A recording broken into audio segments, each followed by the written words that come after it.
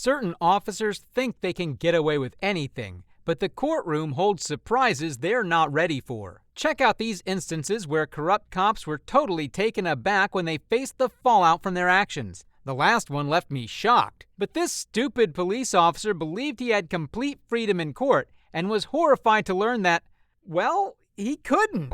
On 24th August 2023, Blendon Township police officers flagged 6 months pregnant Takia Young for petty shoplifting and decided to make a cruel example out of her. Extended back in service 1828. Get out of the car. Then get out. No, then get out. Get out of the car. Get out of the car. Get out of the car. The vile cops continued pummeling the pregnant woman with orders even after filling her chest with lead. 2 shots fired. Shots fired. Stop the car. Stop. Car. We're going to have a 34 on the customer out. She's going to be at. While Takia and her unborn daughter unfortunately passed on, the cop got put on paid leave. But things wouldn't turn out so well for the devil in a uniform. You never have to pull that gun on her, ever. It wasn't called for. He was a bully with a badge. I wanted to see Connor Grubb pay for what he did because it was wrong. It was wrong for him to take her and her baby out of here like he did, and I seen it on his body cam video. Grubb should have thought twice about pulling the trigger because Takia's family would make him regret it for the rest of his life. I'm Sean Walton. I represent the family of Takia Young, and I'm here today with Takia's grandmother. Today marks a solemn victory in the pursuit of justice for Takia Young and her unborn daughter. Grubb now faces 4 counts of murder, 4 counts of felonious assault, and 2 counts of involuntary manslaughter. Even though a grand jury found the corrupt cop liable for ending Takia's life, the response of his police department tells you exactly what shade of evil they are. I'm Blendon Township Chief of Police John Belford. A grand jury's indictment is merely the first step in the legal process, and Officer Grubb is presumed innocent like anyone charged with a crime. We're starting the disciplinary process immediately. After reviewing the facts, the trustees will decide on the necessary disciplinary actions. I want to be very clear, we're not passing any judgment on whether Officer Grubb acted properly. We haven't seen the evidence. However, since people who've been indicted may not legally possess a firearm, the indictment against him leaves us with no choice but to immediately begin the disciplinary process. At least this officer has some sense, unlike his homicidal comrades. I'm hurt that what they just did was wrong, because they just letting him walk out the jail. They letting him walk right out. But it's tough because they're going to go home and think about this. Tomorrow they're going to think about it, and every day until there is a conviction. So to stand strong until conviction. The court has left the cop walking on thin ice for now, and in the future, possibly behind bars. Blendon Township Police Department Officer Connor Grubb was indicted on 4 counts of murder, 4 counts of felonious assault, and 2 counts of involuntary manslaughter. The trial to convict Officer Grubb is still ongoing. An indictment would be disastrous for any cop, but the insanity in the next case makes this one look like child's play. On 6th of September 2018, an off-duty officer in Dallas named Amber Geiger walked into her neighbor Botham Jean's apartment and did something outright horrifying. Dallas 911, this is Carla. Where's your emergency? Hi, this is an off-duty officer. I need EMS. I think you're with Dallas PD, right? Yes. What's going on? I'm an off-duty officer. I thought it was in my apartment, and I shot a guy thinking it was my apartment. You shot someone? Yes, I thought it was my apartment. I'm gonna lose my job. I thought it was my apartment, and I shot a guy thinking it was my apartment. You shot someone? Yes, I thought it was my apartment. The operator was stunned, but this awful cop couldn't stop digging a deeper hole for herself with her horrible excuses. I thought it was my apartment.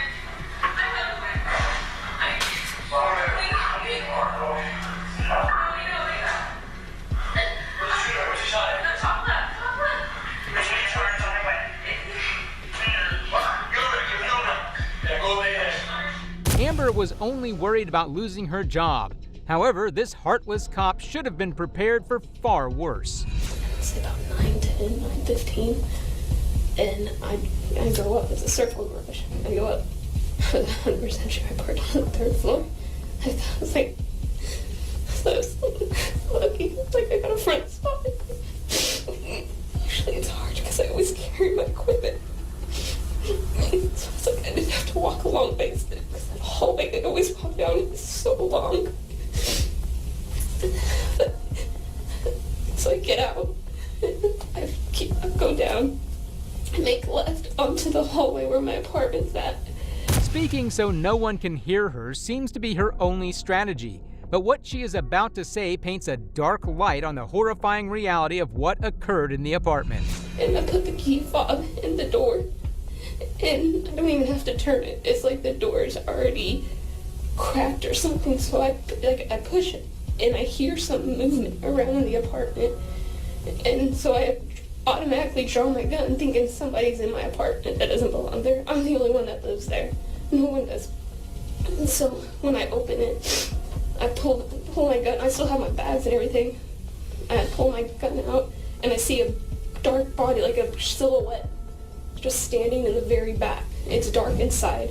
I can't see anything. Amber makes excuses that she couldn't see the victim, but you'll be shocked by how crazy her excuses for this despicable crime go. I say, let me see your hands.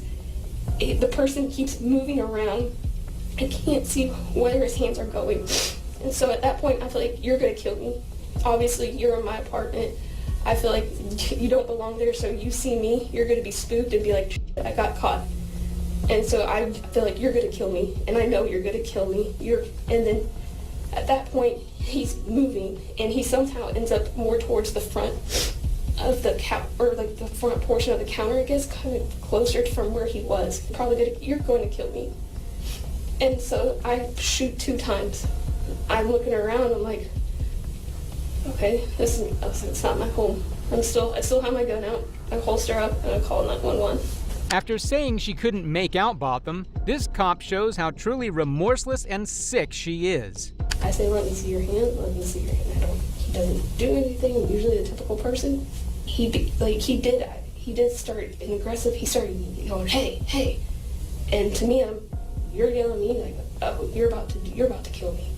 Did he say anything? He said, hey, aggressively. Mm-hmm. And that's all he said. And I said, let me see your hands. Okay. Gunpowder. Okay. So, the halls smell like weed. The guy across the way from me smokes a lot of weed. Okay. And did this particular hallway smell like weed? Yeah, they always smell like weed. It's nothing new. Okay. Everybody knows that. Okay.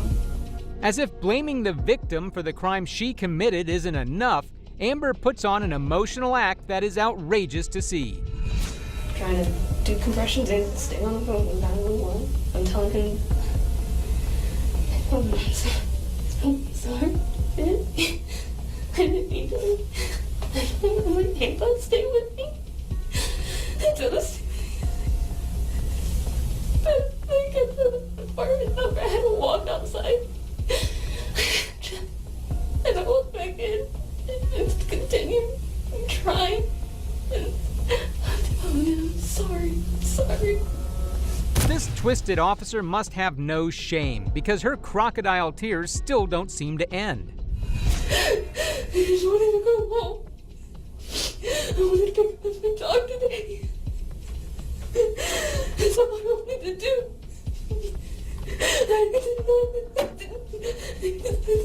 there was somebody in my apartment. My dog was.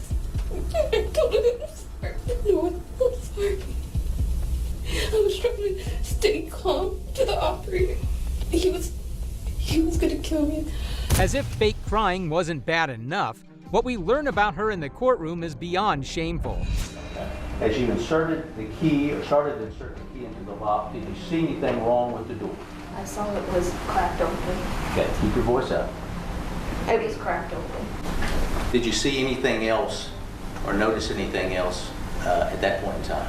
I heard moving around inside my apartment. What type of moving around? Loud shuffling, someone walking. How is it possible that Geiger could have made such a massive mistake like this? The horrible truth regarding the incident would soon be revealed. What do you do normally? When I come home, I just put the key into the keyhole, and then I turn it to the left, and then I unlock or use the door handle and turn it down and push open the door. And at the same time, I'm hearing this moving around. But me putting that key, the key fob into the lock, is pushing the door open. And everything's happening all at once. There is no possible excuse for shooting an unarmed man in his own home, but Geiger's gross justifications will shock you. Tell the jury what you felt inside and what you felt in your brain when you saw those three things happen. I was scared to death. How quickly did that happen? Less than 2 seconds. It was quick. Okay. Why were you scared? I compare it to being into a car wreck. Right before you hit that car, you literally just, everything freezes up inside your body. I wonder if Geiger's dramatic fear at that moment could compare to Jean's when he faced Geiger, as she described exactly what she did next. As the door opened, did you see anything in your apartment? Yes, I did. That's whenever, directly in the middle towards the window, is when I saw this silhouette figure standing back there. I pulled my gun out and I yelled at him. It's like, let me see your hands, let me see your hands. What was the figure doing? It moving around. Any proper officer with decent training would know the best thing to do in such a situation is to call home for backup. Alas, she did something much more different instead. What did the figure do after you said, let me see your hands? He started coming towards me. Okay. How fast was he coming towards you? At a fast-paced walk. Wasn't running? Wasn't running. All right. When you saw him coming towards you, what was going through your mind? I thought that he was coming at me. He said he couldn't see his hands. He was going to kill me.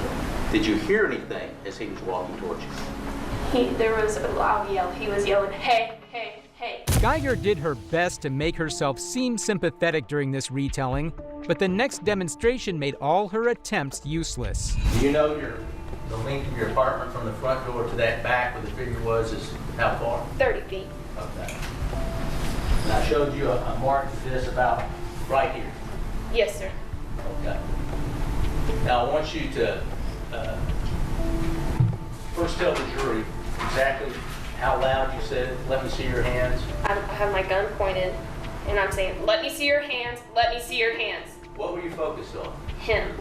Just him? Yes. Soon, the real horrific truth would be revealed that would completely ruin Amber. The deleted text. You'll hear about that. Deleted text. Martin Rivera, yeah, I deleted text. Well, we all know why Martin Rivera deleted text. He's a married man. He had an affair. He was sending sexually explicit text messages and photos with Amber Geiger. He didn't want his wife to find that out. Amber Geiger always deleted his messages.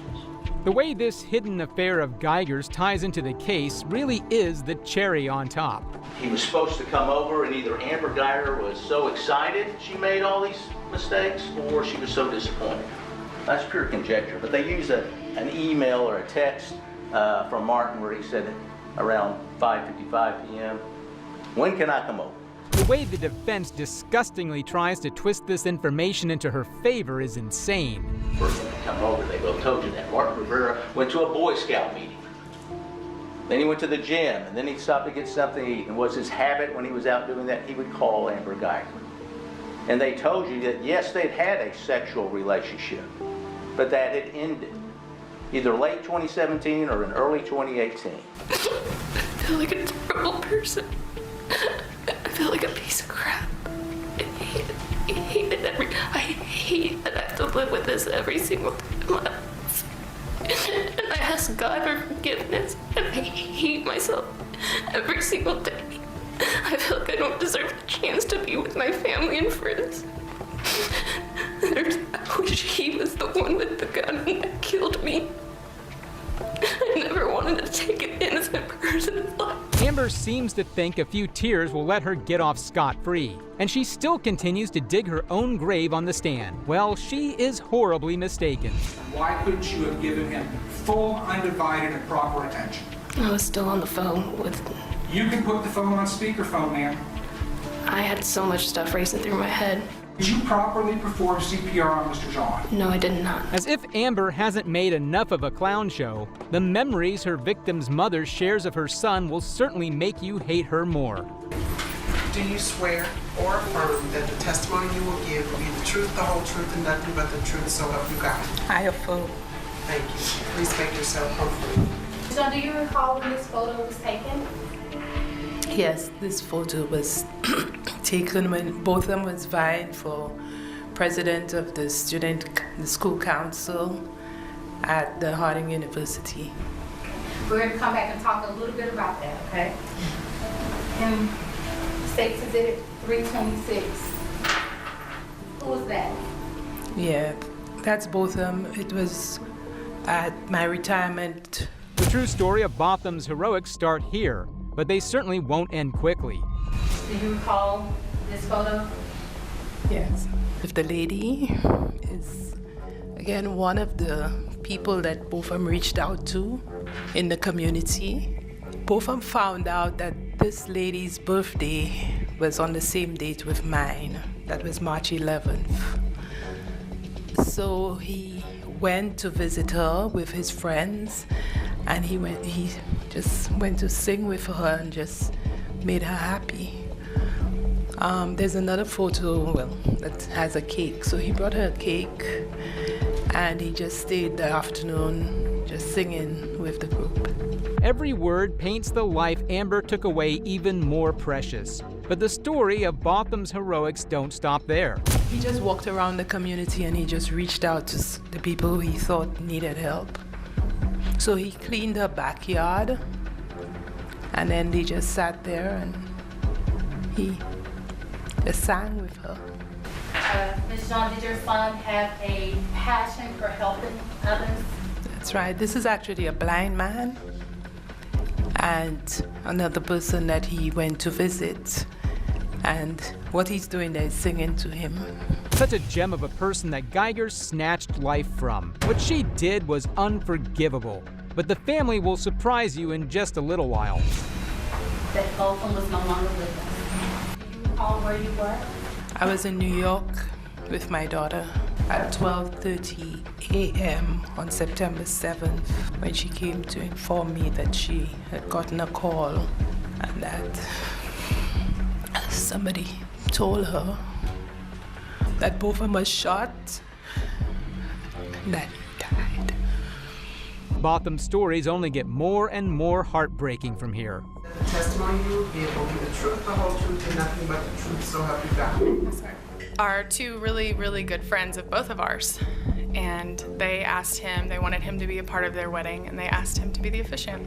You and Botham, I guess, kind of always bounce off his problems with you or your problems with him? Always. Yep. He would call me after work if it was a tough day or even if it was a good day, and I was the same. When I lived in Dallas, I had a hard time figuring out what I wanted to do with my career and what I wanted to be. Botham was always there, encouraging. Up next, some more fragments of truth regarding the ghastly case. Hear from Karen McCoy, which was Joshua's mother, who lives out of the state, and she suspected foul play. Call to 911 is around 10:36. Ran back to my apartment because I didn't really have anything to help him with.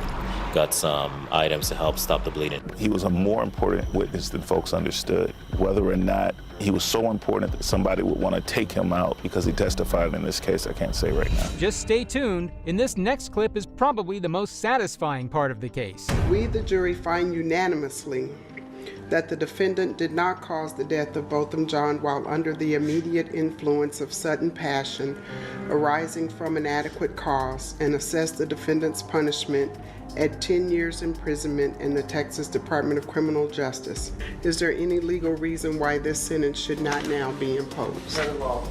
It is therefore the order, judgment, and decree of the court that you be taken by the Sheriff of Dallas County and safely transported by her to an agent or representative of the Texas Department of Criminal Justice, and there you shall be confined until your sentence is discharged. As if the long sentence didn't shock people enough, what Botham's brother did next shook hearts and minds everywhere. I can speak for myself. I forgive you, and I know if you go to God and ask Him, He will forgive you. Again, I'm speaking for myself, not even bad for my family. but I love you just like anyone else. I'm not gonna say I hope you rot and die just like my brother did, but I see, my family or anyone, but I don't even want you to go to jail. It seems Botham's kindness lives on in his brother, but he takes forgiveness to a whole nother level with what he is about to do. Can I give her a hug, please? Please?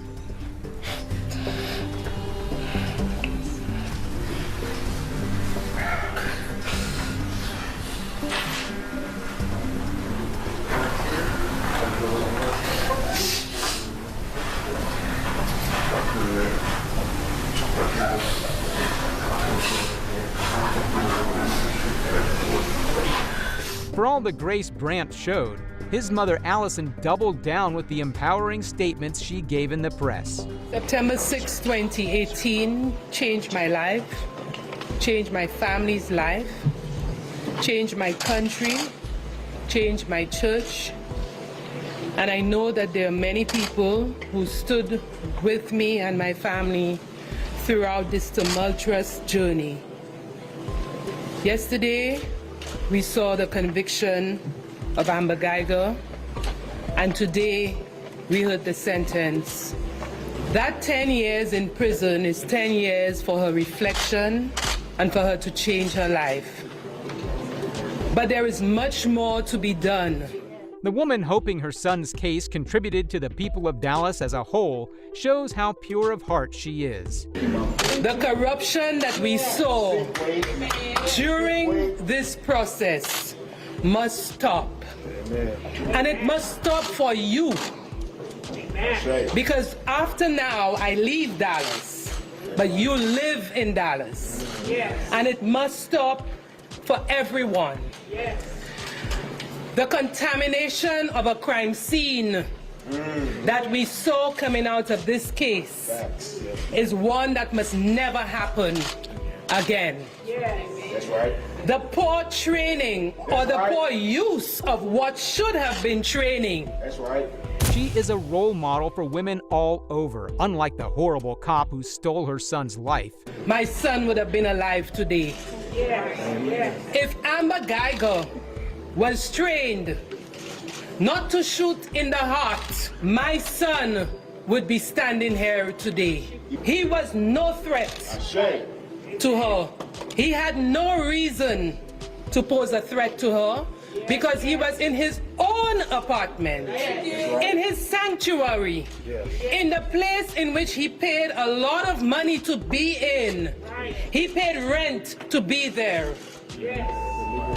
He had every right to be there in whatever state he was in. Amber Geiger, the former Dallas police officer convicted of murder for fatally shooting her unarmed neighbor in his apartment, was sentenced Wednesday to 10 years in prison. She unsuccessfully appealed in 2021. She could have very easily gotten away with the murder, but luckily our justice system came to the rescue for once. Although that last case was horrific to witness, it's only the tip of the iceberg, as these next cops face terrifying judgment for their dirty crimes. I told Mr. Knoll, don't do anything stupid. Do not try to deceive me, defy me. You will not like the consequences. Today is that day. You are not the law. You don't interpret the law. You don't enforce the law. You're not above the law. I find that you are in contempt of this court.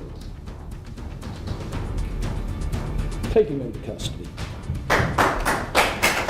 We need more dedicated judges like him who are passionate about serving the public and standing up for justice. It's time to show corrupt cops that their actions will be punished. No, that's enough. I'll find you guys in contempt for disrupting the proceedings, and you'll be there right there with him. Now, what is an appropriate sanction? The question is, I can sentence him up to 180 days without a trial, or I can sentencing today, or I can release him. You know what I think the answer is? 60 days in. That's what I think the answer is today. Before he is released, I'll take your suggestion. I want an independent individual to scour that household to determine that there's no further weapons. I find it Mr. Hurdle's original argument that he was trying to make that I sustained, an officer of the law.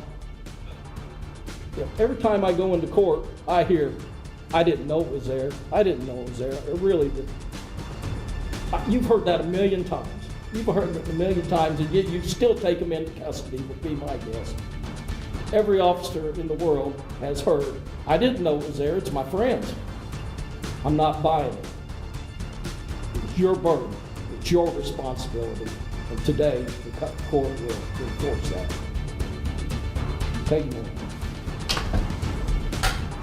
This is what dirty cops like him deserve, to rot in jail until their demise. Thanks to the judge's fierce decision, people across the states can rest peacefully knowing that we are in good hands. If you think this cop was tough, then watch this next one who thoroughly exposed a criminal cop before giving him a fierce sentence. Eric DeValconaire on count 1, the Class E felony of involuntary manslaughter in the second degree. On Friday, March 4th, 2022, former Kansas City police detective Eric DeValconaire, who was convicted in November of Cameron Lamb in Kansas City, Missouri, appeared in front of Judge Dale Youngs. The way the judge hands down the sentence is a sight to behold. There are a number of facts in this case that are both aggravating and mitigating, sometimes all at the same time. First and foremost is this undeniable and uncontested fact. Cameron Lamb is dead, and Eric DeValconaire killed him. That's undisputed. Cameron Lamb was by all accounts a helpful and loving son, brother, father, and friend.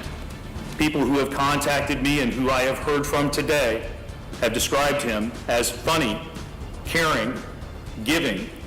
Miss Gray called him a protector, a jokester, and my favorite of all the ones that I read, not a saint, but our angel. Also, as I'm weighing all these facts, it can't be overlooked that the events of December 3rd of 2019 were initially set into motion by Cameron Lamb and his decision to chase his girlfriend through city streets at dangerously high speeds, putting motorists and other members of the public at risk.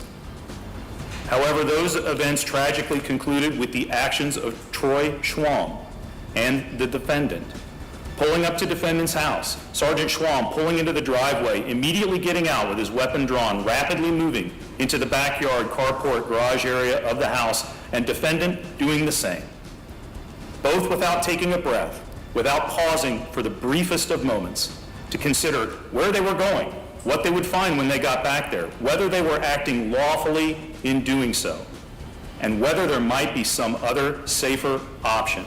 Lamb, 26, was backing his pickup truck into his garage when DeValconaire shot several times, and he died.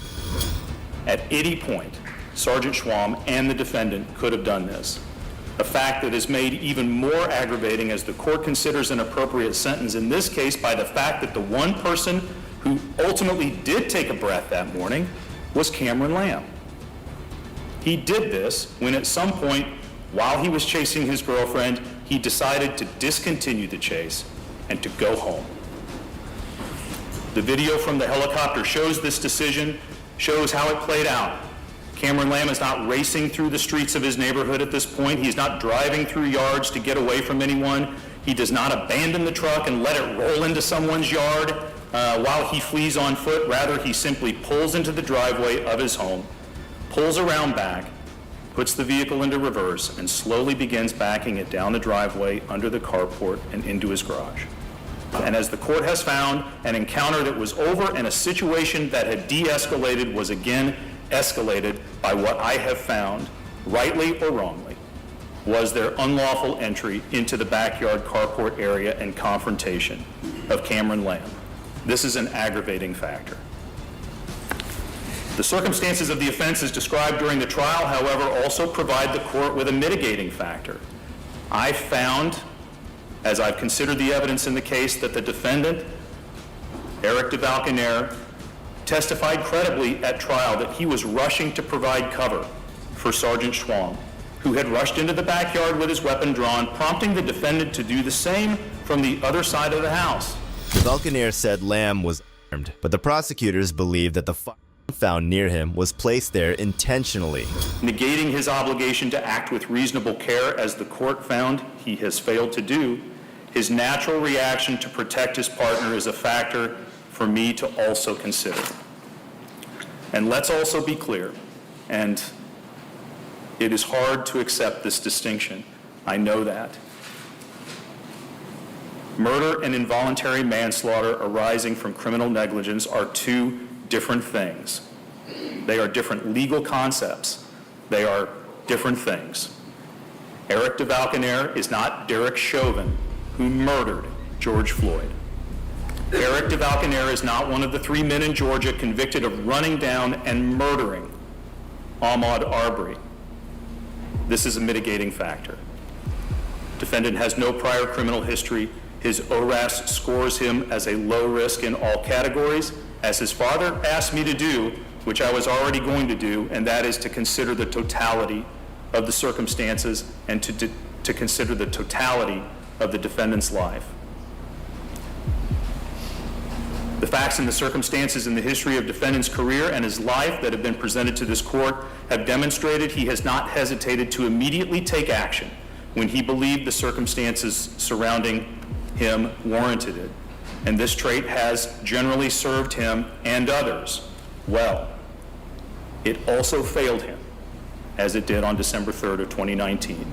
All of which, however, leads the court back to where it began, an evaluation of the impact of the defendant's crime on Cameron Lamb and his family. The judge did a great job of explaining to everyone that he was not biased against the officer. He also mentioned the impact on the deceased family, so both sides felt heard. And the court has found that that happened because the defendant acted without considering or being aware of the substantial and unjustifiable risks associated with his conduct, and that his actions were a gross deviation from the standard of care that a reasonable person would exercise in the situation.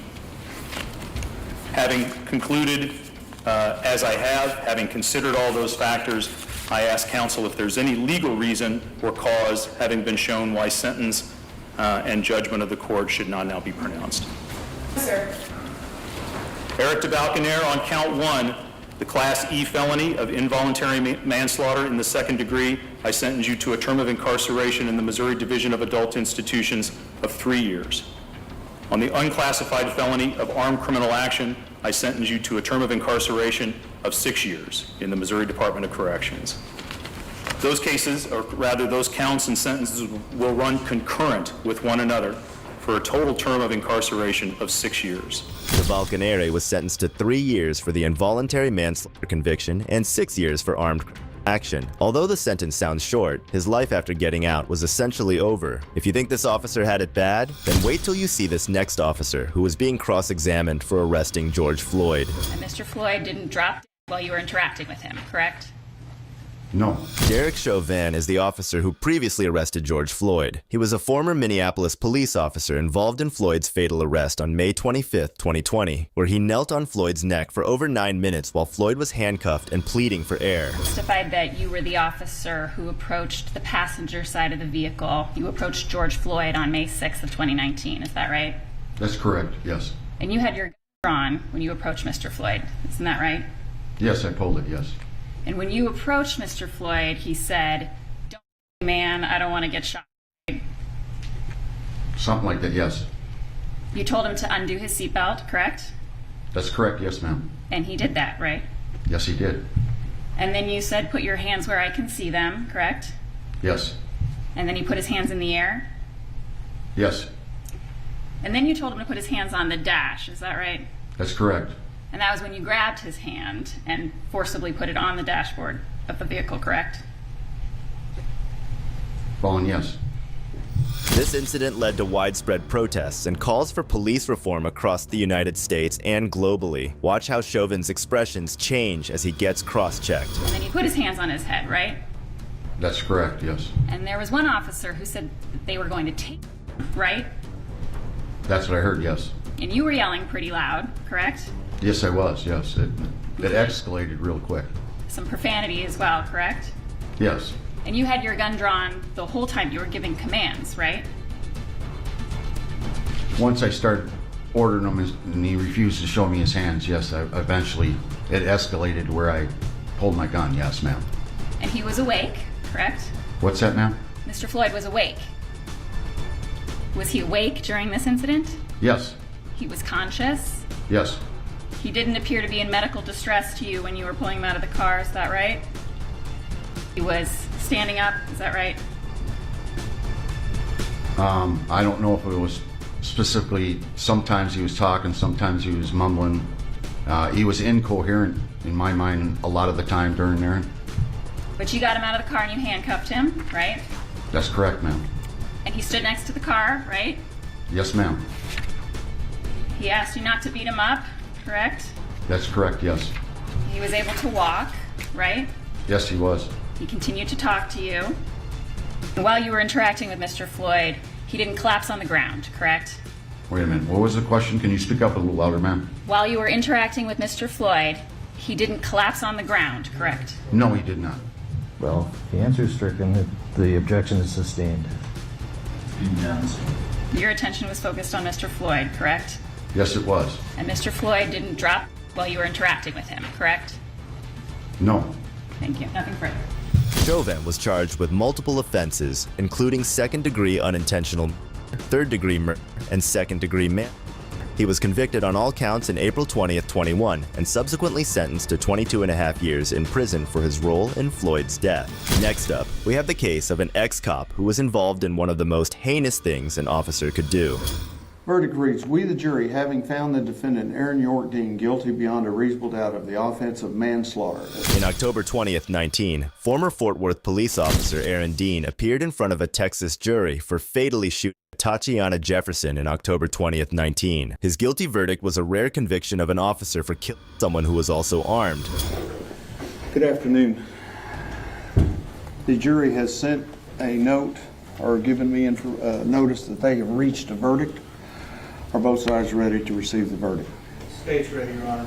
The defense is ready, Judge. All right. Y'all did fabulous when we did the guilt-innocence verdict, okay? Same rules apply. I don't know what this verdict is.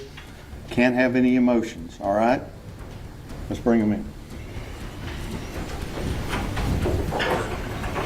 Judge, you're wonderful.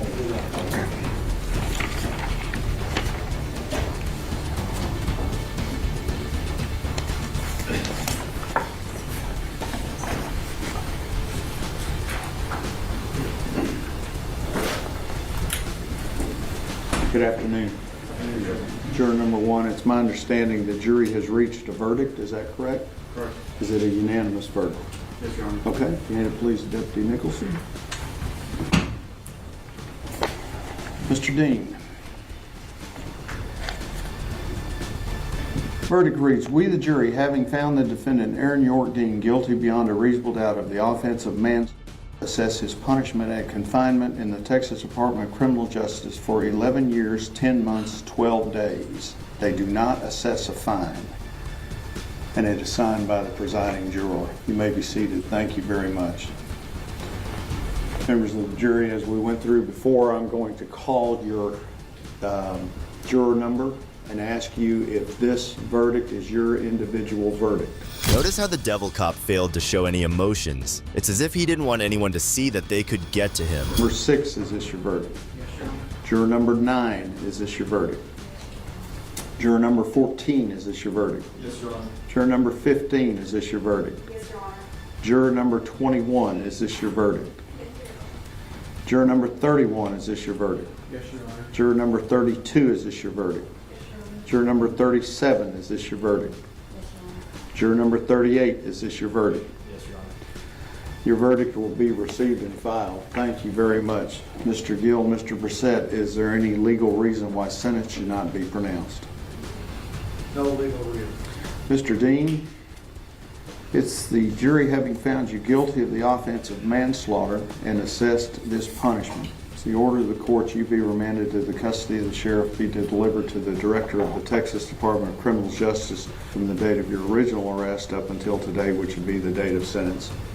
You have the right to appeal the jury's decision. You do so by giving written notice of appeal to the Second Court of Appeals here in Fort Worth within 30 days. If you are indigent and cannot afford a lawyer, I would conduct an indigency hearing to determine if you are indigent. And if you are indigent, I would appoint a lawyer to represent you on appeal and provide you a record of this appeal of this trial at no cost. Mr. Gill, Mr. Brissett, if y'all will remain on this case pending his decision whether he wishes to appeal, and if you'll furnish the information for the trial court certification of appeal before you leave here today, I would appreciate it. Is there an allocution? You may be seated. Thank you very much. Not only judges, these dumb and evil cops even get owned by slick lawyers. You indicated that at no time did this gun, this AR-15, ever leave the state of Wisconsin. Is that right? Other than the night after, other than that. Before the shootings? Correct. There was a time, though, where you wanted to have it with you down in Illinois, isn't it? It wasn't there? I believe there was a time when me and Dominic were mad at each other. Yeah. You were mad at Dominic? Me and Dominic were mad over something. And you wanted to have the gun with you down there? I think I said something along those lines. You back up for a second here. You have testified to this jury that you used deadly force against Joseph Rosenbaum, Anthony Huber, the man who attempted to kick you in the face, and Gage Grosskreutz on the night of August 25th, correct? Yes. And you did that because you felt that your life was in danger from those four people, correct? Yes. And you are telling this jury that it was, in your mind, justified to use deadly force to protect your own life, correct? Yes. You'd agree with me that you were not allowed to use deadly force to protect that CarSource building, correct? Well, I wasn't using deadly force to protect the property. I used deadly force to protect myself, so. That you were not allowed to use deadly force to protect that CarSource building, correct? Yes. You'd agree with me that you were not allowed to use deadly force to stop someone from smashing the windows of an unoccupied parked car, correct? I don't think you could use deadly force for that. You'd agree with me that you can't use deadly force to stop someone from lighting a metal dumpster on fire, correct? Correct. You'd agree with me that you can't use deadly force to stop someone from tipping over. Correct. You'd agree you can't use deadly force to stop someone from lighting a flatbed trailer on fire, correct? Correct. You'd agree with me that you can't use deadly force to stop someone who is about to start an unoccupied car on fire, correct? Correct. It looked ridiculously stupid that the prosecutor brought up evidence that had already been ruled out. It was hard to believe Binger even went to law school after that blunder. Do you understand that there's a difference between using deadly force to protect yourself and using it to protect property, correct? Yes. And you'd agree with me that you're not allowed to use deadly force to protect property, correct? Yes. But yet you have previously indicated that you wished you had your AR-15 to protect someone's property, correct? I'm going to ask you to go into the library again for a moment, please. Please don't talk about the case.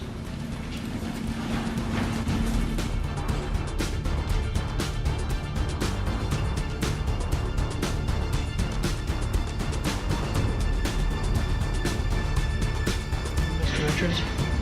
Your Honor, Mr. Binger is either forgetting the court's rulings or attempting to provoke a mistrial in this matter. He knows he can't go into this, and he's asking the questions. I asked the court to strongly admonish him, and the next time it happens, I'll be asking for a mistrial with prejudice. He's an Mr. Binger? First of all, Your Honor, this was the subject of a motion. I'm well aware of that, and the court left the door open. For me, not for you. My understanding of You should have come and asked For reconsideration, you did on the one motion, and in fact, I granted your motion for reconsideration. That was on our motion. Excuse me. That was their motion for reconsideration, which I denied. But I said I denied it, or I indicated a bias towards denial is what I did. Held it open with a bias towards denial. Why would you think that that made it okay for you, without any advance notice, to bring this matter before the jury? I was astonished when you began your examination by commenting on the defendant's post-arrest silence. That's basic law. It's been basic law in this country for 40 years, 50 years. I have no idea why you would do something like that. And it gives, I'll leave it at that. So I don't know what you're up to. May I respond? Yes. The defense could see that Prosecutor Binger was ruining his own case by clashing with the judge. All that arguing was seen as extremely disrespectful and only made Binger look worse. In my mind, and I argued this, it is identical to what was going on the night of August 25th, in the sense that the defendant was using this exact same weapon. He was using it in a manner to try and protect property. No, he wasn't. Your Honor, with all due respect... I'm not going to rehash the motion. That's absolutely untrue. No. Your argument's of record. My comments are of record, and why I ruled as I did is of record. There's nothing that I heard in this trial to suggest anything's changed. Even if you're correct in your assumption that you know more than I did at the time, you should have come to the court and say, I want to go into this. Why you would think that you could go into it without any advance notice to the court, I don't understand that. And as the defense is pointing out, you're an experienced trial lawyer, and this should not have been gone into. The defense has introduced evidence that the defendant pointed a gun at a man wearing yellow pants because that person was on a car on the car source lot. Now, there's no justification that I can think of why the defendant would point that gun at someone. The defendant has just testified this morning that he agreed with that person in the yellow pants, that he pointed the gun at him. He said, I was joking when I said that to the guy in the yellow pants, but he's acknowledged that he told the person in the yellow pants, yeah, you're right. I did point a gun at you when you were sitting on a car. He said, I did. That's what he Exactly. testified. So he's agreeing. May I finish, please? I'd like to have a chance to make a record if I could, without being interrupted, if that's okay. He's also just acknowledged that he knows he can't do that. I am attempting to impeach him now with the prior August 10th incident, 15 days prior, involving the same gun, where he is threatening to use that gun to protect property. It goes... He had the gun with him. Your Honor, he is saying he wished he did so he could shoot people. You know, there's a lot of difference between commenting about something when you haven't got a gun and threatening someone when you do. You know, it's interesting, Your Honor, because the entire defense theory in this case is Joseph Rosenbaum, who was unarmed. I want you to tell me what the defense theory of the case is. May I respond to what you just said, Your Honor? I'd like to respond to what you just said. I apologize, Madam Court Reporter, but I'd like to try and make a record without anyone interrupting me, if that's okay. I believe that there is a central part of this case that Mr. Rosenbaum is making threats that he has no ability to carry out. The prosecutor should have been disbarred for his outrageous behavior. He seemed to be trying to provoke a mistrial by challenging the defendant's right to remain silent. Judge Bruce was right to yell at him. His actions were completely unacceptable. This case is about someone who didn't have a weapon, and yet the jury is being told because of those threats, that means the defendant has to defend himself. So, with all due respect, Your Honor, mere verbal threats have already been shown to this jury and used as a basis for someone's subsequent actions. I am attempting, with the defendant, to use his mere verbal threat on August 10th, 15 days prior, that he's going to shoot shoplifters with his AR-15 to impeach the defendant in a murder trial. I would ask the court's forbearance to do that. I apologize, Your Honor. You're right. I probably should have brought this to your attention earlier. I may have misunderstood your ruling because I made that more relevant. You would admit it, or at least consider it an admittance. And I continue to believe that his state of mind, his intent, his belief as to self-defense is the core of this case. That was the basis for my motion. You were strongly inclined against it. I understand that. But now we're in the middle of trial, and there's been a lot of evidence that's come in that I think makes this relevant. So I'm attempting to impeach the defendant on his beliefs. I believe I'm entitled to impeach the defendant on his beliefs and on his statements. I'm going to interrupt you now because you're talking about his beliefs. I think that's what they call... His statements too, Your Honor. Because he just said, can't use deadly force, can't threaten to use deadly force to protect property. So now I'm impeaching him on that. Before we started today, the court specifically stated in Mr. Binger's presence, there's been nothing to have me change any of my rulings. There have been numerous occasions during this trial where they've opened the door. The one time when they're going into Mr. Rosenbaum's prior, the reason he doesn't like guns, and I said something, I whispered in Mr. Krause's ear, it's because of the prior convictions. Please stop, and he did. He knows if you're going to go into something that's been excluded in a pretrial order, you better ask the court, you better get permission. This is ridiculous. It wasn't excluded, Your Honor. You know why it was excluded in the first place? Because it was propensity evidence. Binger struggled to prove Rittenhouse's guilt, but the judge remained professional and honest, upholding the principle of innocent until proven guilty. I said at the time that I made my ruling, and I'll repeat again now for you, I see no similarity between talking about wishing you had your AR gun, which you don't have, so that you could fire rounds at these thought to be shoplifters, and the incidents in these cases, which are not, there's nothing in your case that suggests the defendant was lying in wait to shoot at somebody or reflecting upon the shooting for a vast amount of time. Every one of the incidents involves matters that involve seconds in time. So I commented at the time, I don't see the similarity, and I don't see the similarity now. If it's not similar, that's the whole rule. Those are all the exceptions to 90404. Check the authorities. Wigmore and evidence. Judge Weinstein.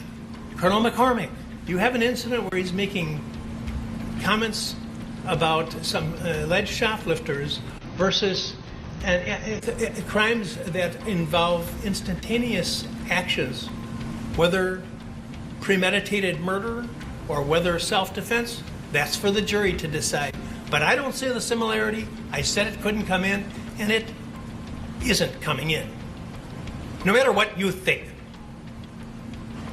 With what Mr. Richards has said about the progress of the trial, and when you were I said you were over the line close to or over the line on commenting on the defendant's pretrial silence, which is a well-known rule. I'm astonished that would have been an issue. So I don't want to have another issue as long as this case continues. Is that clear? It is. Thank you. Ask the jury to come back in, please. It was hilarious watching Schroeder repeatedly explain the laws and rules to the prosecutor, who still didn't get anything right. Binger made so many terrible mistakes during the hearing. Schroeder and Binger clashed repeatedly during the trial. Schroeder slammed Binger for violating Rittenhouse's right to remain silent and for bringing up evidence that had been ruled out. Binger later accused Schroeder of unfairness in handling evidence. Despite Binger's promise not to comment after the verdict, Rittenhouse was acquitted on all charges 3 days later. We often see cops afraid of being filmed. This next case shows exactly why. Do hereby find the defendant Michael Amiot guilty of a misdemeanor of the first degree. In August 20th, 2017, Officer Michael Amiot faced charges for a brutal traffic stop where cell phone video showed him repeatedly punching Richard Hubbard after pulling him over. During the trial, Amiot was convicted of assault, interfering with civil rights, but he was cleared of a second assault charge. You may be seated. Ladies and gentlemen of the jury, you've advised the bailiff that you've arrived at a verdict. Have you arrived at a verdict? Yes, sir. If you would, please pass it to the bailiff.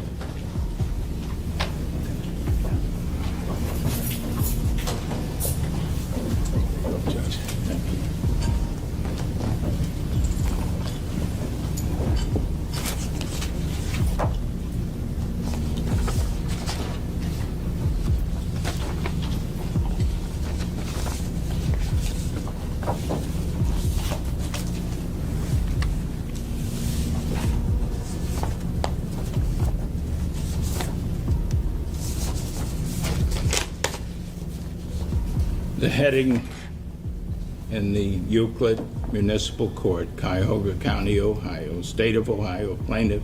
We, the jury, being duly impaneled and sworn, do hereby find the defendant, Michael Amiot, not guilty of assault, a misdemeanor of the first degree in violation of Section 2903.13a of the Ohio Revised Code, as charged in Count 1.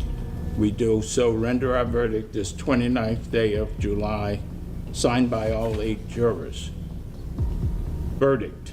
We, the jury, being duly impaneled and sworn, do hereby find the defendant, Michael Amiot, guilty of assault, a misdemeanor of the first degree, in violation of Section 2903.13a of the Ohio Revised Code, as charged in Count 2. Verdict. We, the jury, being duly impaneled and sworn, do hereby find the defendant, Michael Amiot, guilty of interfering with civil rights, a misdemeanor of the first degree, in violation of Section 2921.45a of the Ohio Revised Code, as charged in Count 3. We do so render our verdict this 29th day of July, 2022. Signed by all 8 jurors. Ladies and gentlemen of the jury, are these your verdicts? Yes. On behalf of the state, do you wish the jury polled? No, Your Honor. On behalf of the defendant, do you wish the jury polled? Yes, Your Honor. Juror number 1, is this your verdict? Yes, it is, Your Honor. Are these your verdicts, I should say? Yes. Juror number 2, are these your verdicts? Yes. Juror number 3, are these your verdicts? Yes, Your Honor. It was a clear case of justice served. Being an authority didn't give anyone the right to ignore the law and act on their own whims. Anything further of the jury? Ladies and gentlemen of the jury, I want to thank you all for performing your civic duty. One of the things that I will say is that you've done your job. You came, you heard the evidence, you applied the law, you made a decision. The prosecutor had a job, the defense attorney had a job. Your job was not to prove anything or disprove anything. Your job was to determine what was presented to you, determine the facts, apply the law, render a verdict. You did that. You should leave feeling that you've done your job. No second guessing, you've done your job. If someone else didn't, that's not your job. You've done it. If you'd like to hang around a few minutes and talk with me, I will do that. If you do not, that's entirely understandable. Sometimes the lawyers would like to talk with you to determine how they came across to you. But again, that is your decision as to whether you wish to speak with them. With that, anything prior to discharging the jury? No, Your Honor. On behalf of the defendant, anything? No, Your Honor. Ladies and gentlemen of the jury, thank you very much. You're discharged at this time. If you want to wait in the jury room, I'll meet with you later. With that, you're discharged. All rise.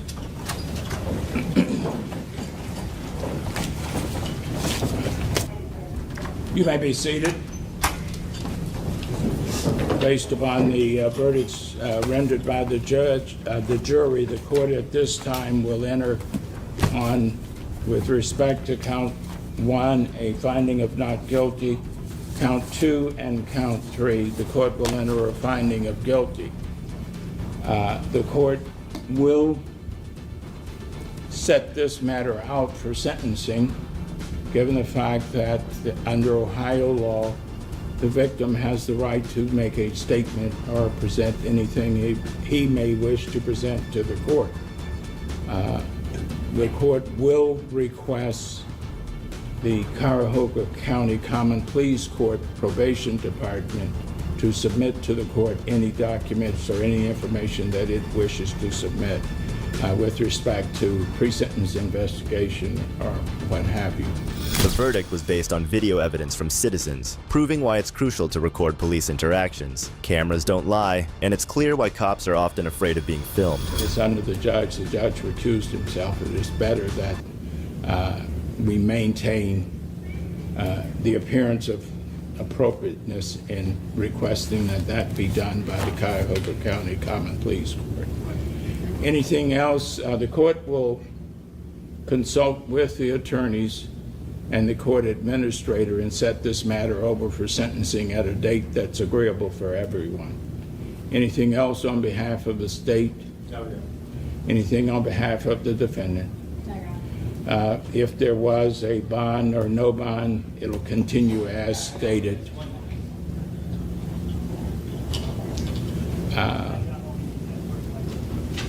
I want to thank everybody for their conduct. I know it got a little contentious at times.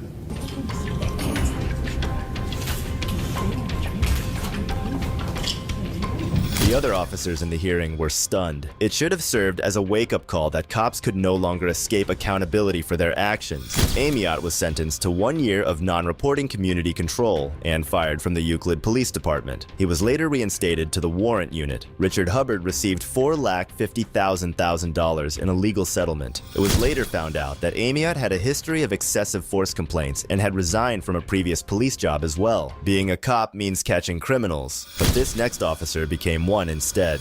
I'm about to hurt you. On October 27, 2018, Daniel McKenzie, Mario Godoy, a 32-year-old suspect who had already been handcuffed and placed in the back of a police vehicle for trying to break into cars at a Roswell apartment complex. McKenzie and punched the handcuffed suspect, admitting to the assault during the investigation. He resigned from the Roswell Police Department shortly after. McKenzie was arrested on February 28, 2022, and later sentenced to 12 months in prison for battery and simple battery. He also received 5 years probation for aggravated assault, making a false statement, and 2 counts of violation of oath by a public officer.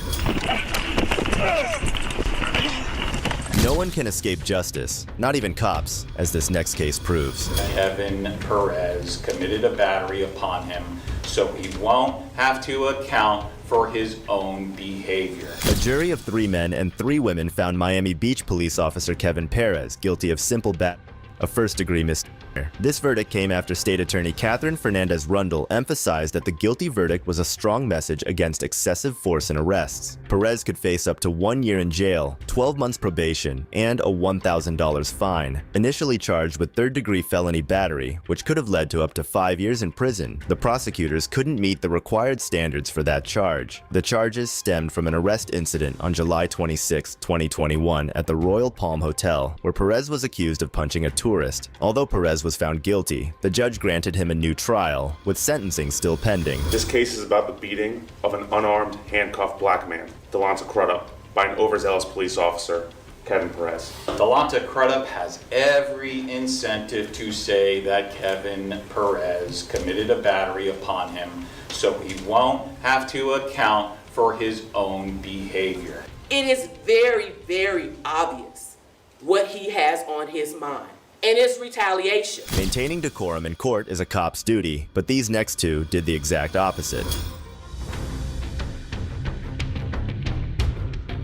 At the Tonawanda City Courthouse near Buffalo, New York, a routine day turned chaotic when a dispute arose between Officer Michael Lewandowski and a couple. Lewandowski reportedly ordered the couple to leave, but they refused. He then forcibly removed the man from his seat and shoved the woman against the courtroom door. In the hallway, Lewandowski struck the man and slammed the woman's head into a cinder block wall. Despite her protests, both were handcuffed and taken away without charges or explanations. Lewandowski was initially suspended for 10 days for excessive force, but this was later reduced to 5 days after he agreed to bias training. The surveillance footage, not released at the time, came to light 4 years later, showing further misconduct. Consequently, the Tonawanda Town Board decided to fire Lewandowski after 4 years. As a cop, you're supposed to resolve conflicts, not create them, but this next officer chose to go violent over personal matters. I was never ever expected to be grabbed from the back and thrown from side to side, to a point where I was yelling at the top of my lungs, help,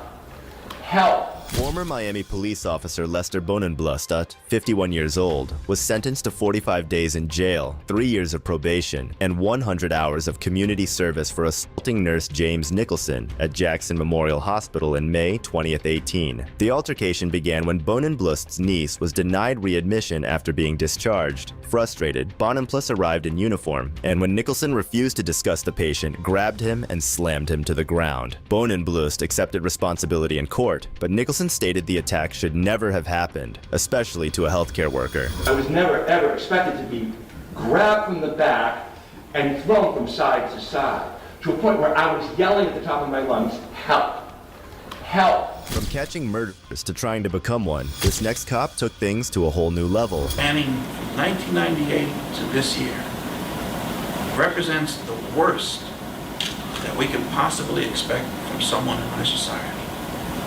On May 23, 2013, former Edison police officer Michael Dotro set fire to the home of his superior officer, Captain Anderco, while the captain, his wife, 2 children, and 92-year-old mother were asleep. Fortunately, no one was hurt in the 4 a.m. fire. Dotro was arrested and, after a long trial, sentenced to 20 years in prison for attempted murder and aggravated arson. He will have to serve 17 years before being eligible for parole. In addition to the 20-year sentence, Dotro received 10 years for official misconduct, 5 years for conspiracy to tamper with a witness, and 18 months for conspiracy to retaliate. He will also face 5 years of parole supervision after his release and is banned from contacting the Anderco family or any other victims. Throughout his sentencing, Dotro showed no remorse and said nothing in court. I understand where I'm coming from with regards to this, especially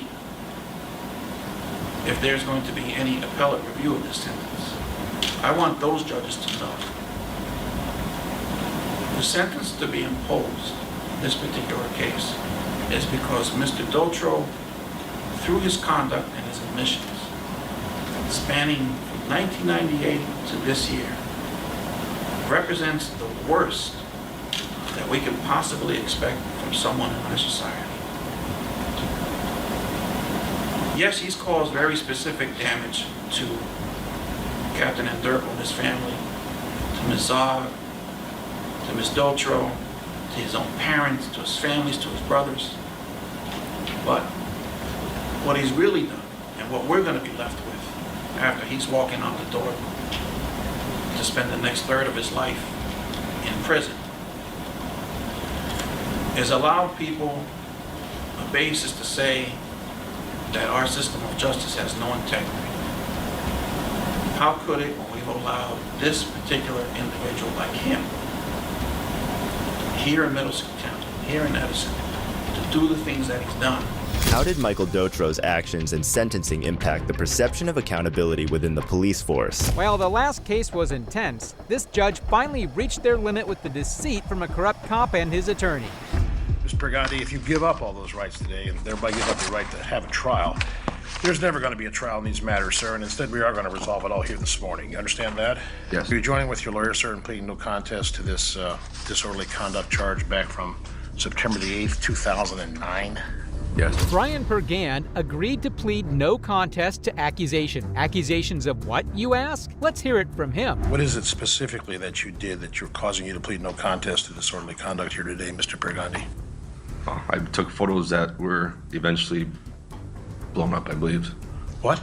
I took photos of a female that I arrested. Why would you plead no contest to a charge of disorderly conduct for having done that? I guess I broke policy, and I guess I made her feel uncomfortable, Your Honor. Why would you have made her feel uncomfortable, sir?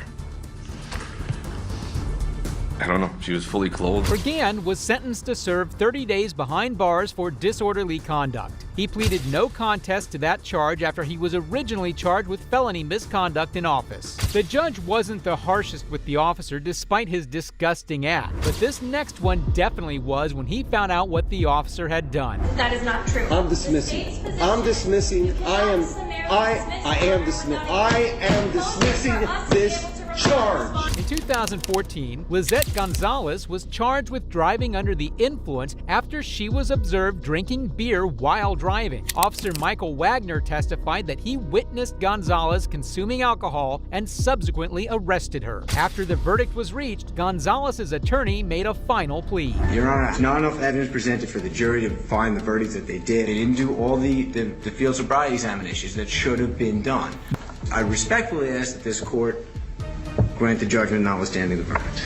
The attorney revealed that Gonzalez had not given a breathalyzer at all, and neither had her blood drawn. So based on this information, the judge made a decision. This isn't a purely circumstantial case, and so I'm going to deny the motion for JOA.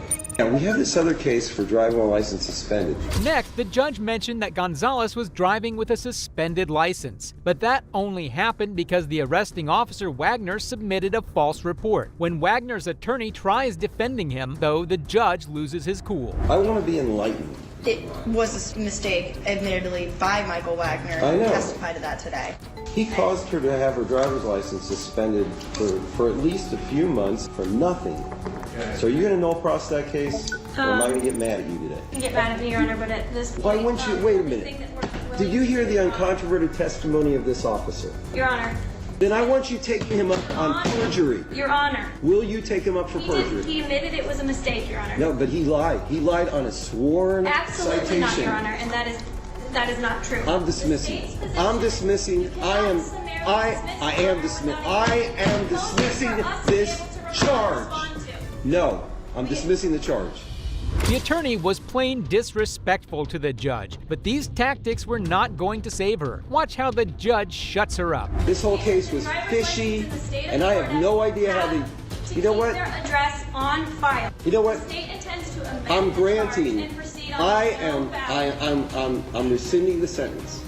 I'm granting the JOA. I don't agree with the state's decision on I'm the granting other the JOA in fairness. In fairness, because you don't like the state's decision today, Your Honor, on the case? No, you're not. Now that I consider what Officer Wagner testified to and how many times he basically tripped over himself just to arrest this lady with no real probable cause. You're done. Motion to JOA is granted. And you're not going to provide a written order on that? Nope. You want to appeal me? Appeal me. Thank you, Your Honor. The case should have never been done. Never. Thank you for letting us know that, Your Honor. It's mind-blowing that some of these attorneys will go to any length to protect the evilest of people. Thanks to the judge's sensibility, Gonzalez walked out of that room free of all charges. This cop might have had it easy, but this next cop definitely didn't.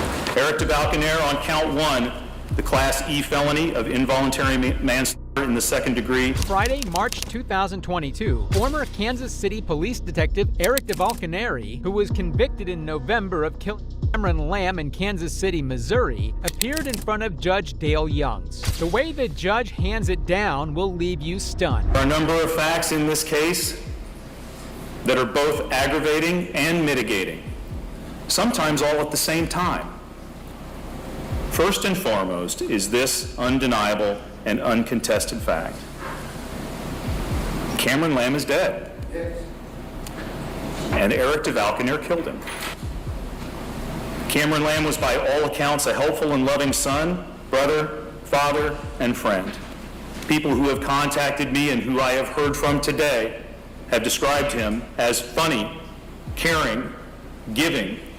Miss Gray called him a protector, a jokester, and my favorite of all the ones that I read, not a saint, but our angel. Cameron Lamb's death. Lamb, 26, was backing his pickup truck into his garage when DeValconaire shot him several times, him in the process. Also, as I'm weighing all these facts, it can't be overlooked that the events of December 3rd of 2019 were initially set into motion by Cameron Lamb and his decision to chase his girlfriend through city streets at dangerously high speeds, putting motorists and other members of the public at risk.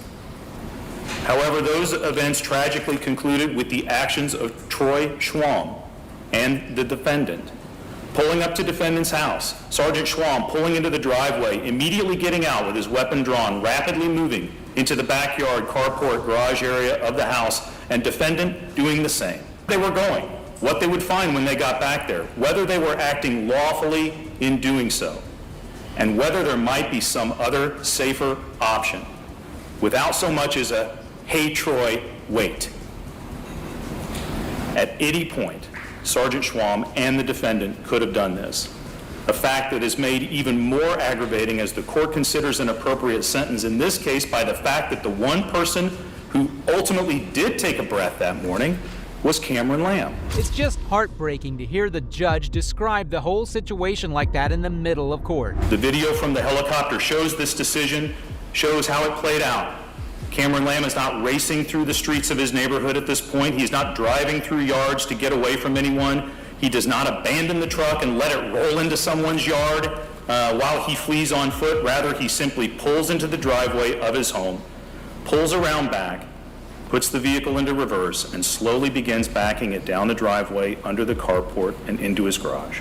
And Eric DeValconaire arrived, and as the court has found, an encounter that was over and a situation that had de-escalated was again escalated by what I have found, rightly or wrongly, was their unlawful entry into the backyard carport area and confrontation of Cameron Lamb. This is an aggravating factor. The circumstances of the offense as described during the trial, however, also provide the court with a mitigating factor. I found, as I've considered the evidence in the case, that the defendant, Eric DeValconaire, testified credibly at trial that he was rushing to provide cover. DeValconaire claimed that Lamb was armed, but the prosecutors suspect that the firearm discovered near him was deliberately placed there. Although not in the court's view, again, rightly or wrongly, negating his obligation to act with reasonable care, as the court found he has failed to do, his natural reaction to protect his partner is a factor for me to also consider. And let's also be clear, and it is hard to accept this distinction. I know that. Murder and involuntary manslaughter arising from criminal negligence are two different things. Eric DeValconaire is not Derek Chauvin, who murdered George Floyd. Eric DeValconaire is not one of the 3 men in Georgia convicted of running down and murdering Ahmaud Arbery. This is a mitigating factor. Defendant has no prior criminal history. His ORAS scores him as a low risk in all categories. Defendant's history as a police officer, husband and father, friend and colleague is also a mitigating factor that I have taken into account. The judge really impressed everyone with his clear explanation that he was not biased against the officer. He also made sure to acknowledge the impact on the deceased family, which really helped both sides feel heard. And that is to consider the totality of the circumstances and to consider the totality of the defendant's life. The facts and the circumstances in the history of defendant's career and his life that have been presented to this court have demonstrated he has not hesitated to immediately take action when he believed the circumstances surrounding him warranted it. And this trait has generally served him and others well. It also failed him, as it did on December 3rd of 2019. All of which, however, an evaluation of the impact of the defendant's crime on Cameron Lamb and his family. Cameron Lamb is dead. Eric DeValconaire killed him. And the court has found that that happened because the defendant acted without considering or being aware of the substantial and unjustifiable risks associated with his conduct. I ask counsel if there's any legal reason or cause having been shown why sentence and judgment of the court should not now be pronounced. None from the state, Your Honor. No, sir. Eric DeValconaire on count 1, the Class E felony of involuntary manslaughter in the second degree, I sentence you to a term of incarceration in the Missouri Division of Adult Institutions of 3 years. On the unclassified felony of armed criminal action, I sentence you to a term of incarceration of 6 years in the Missouri Department of Corrections. Those cases, or rather those counts and sentences, will run concurrent with one another for a total term of incarceration of 6 years. DeValconaire was sentenced to 3 years for the involuntary manslaughter and 6 years for armed criminal action. Although the sentence sounds short, his life after getting out was essentially over. The judge definitely knew how to make the victims feel heard, but this next judge did that even better. Joke about his injuries as it were wiping blood off their uniforms with disinfectant. On January 28, 2015, an ex-cop, William Melendez, and his partner stopped Floyd Dent for a minor offense. But this stop turned into something completely different. As William appeared in court, the judge went through the situation again, the details of which will leave you stunned. January 28, 2015, where his life changed forever. He was stopped by the defendant, a then Inkster police officer, and his partner, Officer Zelenowski. Mr. Dent was stopped for a minor traffic offense and ordered out of his vehicle. With his hands extended out of his driver's window, he was grabbed out, thrown to the ground, and struck 16 times in the head. He was thrown onto a window shield of a patrol car, bleeding profusely from a head injury. The responding police officers arrived as the defendant is wrestling the defendant to the ground. Mr. Dent was struck, kicked, and tased while on the ground by what appeared to be a group of angry, anxious police officers that celebrated after the defendant was beaten and cuffed. The details of the incidents kept getting shocking as the judge continued speaking. Just hear what the officers did after doing what they did. The video in the car shows the police officers fist bumping as a celebratory act of bravery by the defendant and his cohorts. But the one image that struck out to the court was looking at Mr. Dent in his cell, shaking his head.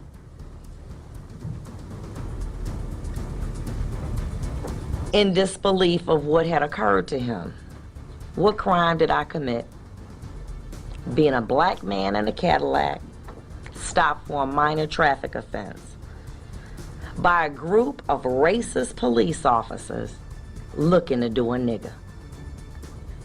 As Police Officer John Zelenowski, auxiliary police officer, testified in court too, in his response to a text, was quoted as saying, "At least give me the satisfaction of knowing that you're out there beating up niggas right now. LOL." What makes the situation bad is that